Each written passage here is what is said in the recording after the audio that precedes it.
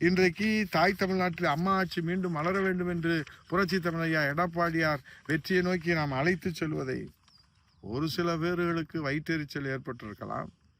தங்களுடைய இயலாமையினால அவர்களுக்கு ஏற்பட்டிருக்கிற அந்த பொறாமை தீயினாலே இன்றைக்கு அவர்கள் தங்களை தாங்களே இன்றைக்கு தடமாற்றி கொண்டு அண்ணா திராவிட முன்னேற்ற கழகத்திலே ஒற்றுமை என்கிற பெயரை வைத்துக்கொண்டு அண்ணா திராவிட முன்னேற்ற கழகத்திற்கு விண்ணளவு உயர்ந்து கொண்டிருக்கிற அந்த செல்வாக்கிலே ஒரு பின்னடைவை ஏற்படுத்தி விடலாம் என்று கனவு காண்கிற அந்த வயிற்றெரிச்சல் மனிதர்களுக்கெல்லாம் தோல்வியைத்தான் புரட்சி தலைவி அம்மாவும் புரட்சி தலைவி நம்முடைய ஆன்மா புரட்சி தலைவருடைய ஆன்மா இந்த தாய் தமிழ்நாட்டு மக்கள் தோல்வியைத்தான் தருவார்கள்.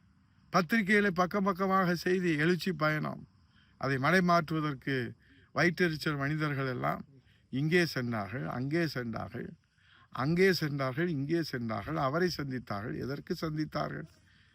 அவர்தான் இங்கே வந்து புரட்சி தமிழையா எடப்பாடியோடைய இல்லத்திலே விருந்து சாப்பிட்டு விட்டு அம்மாவின் ஆட்சி மலர்வதற்கு அனைத்து இந்திய அண்ணா திராவிட முன்னேற்ற கழகமும் பாரதிய ஜனதா கட்சியும் தேசிய கட்சிகள் கூட்டணி அமைத்து இன்றைக்கு வலிமையாக நாம் இன்றைக்கு பறைசாற்றி வெற்றி பயணத்தில் நாம் இன்றைக்கு சென்று கொண்டு இருக்கிறோமே, அதை பொறுத்து கொள்ள முடியாத வயிற்றெரிச்சல் மனிதர்களுக்கு அண்ணா திராவிட முன்னேற்ற கழக தொண்டர்கள் தங்கள் உழைப்பின் மூலமாக இந்த தாய் தமிழ்நாட்டு மக்கள் அண்ணா திராவிட முன்னேற்ற கழக அம்மா ஆட்சி மீண்டும் இரட்டையர் ஆட்சி மலர்கிற அந்த தீர்ப்பின் மூலமாகத்தான் பதில் சொல்ல முடியுமே தவிர அதற்கு வேறு எந்த பதிலும் சொல்ல முடியாது.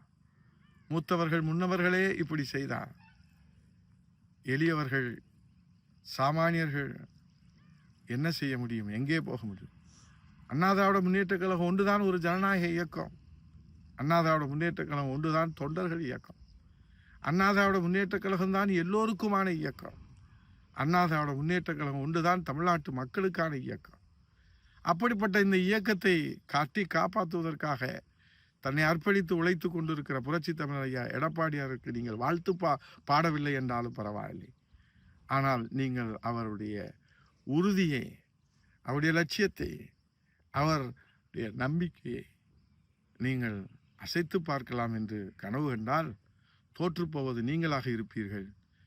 இதில் வெற்றி சரித்திரம் படைப்பதும் இந்த சவாலை சாதனையாக மாற்றுவதும் மக்களுடைய பேராதரவோடு தொண்டர்களுடைய நம்பிக்கையோடு புரட்சி தமிழையா எடப்பாடியார் சாதனை சரித்திரம் படைப்பார் என்பதை இந்த நேரத்திலே நான் மக்களுக்கு சொல்வதற்கு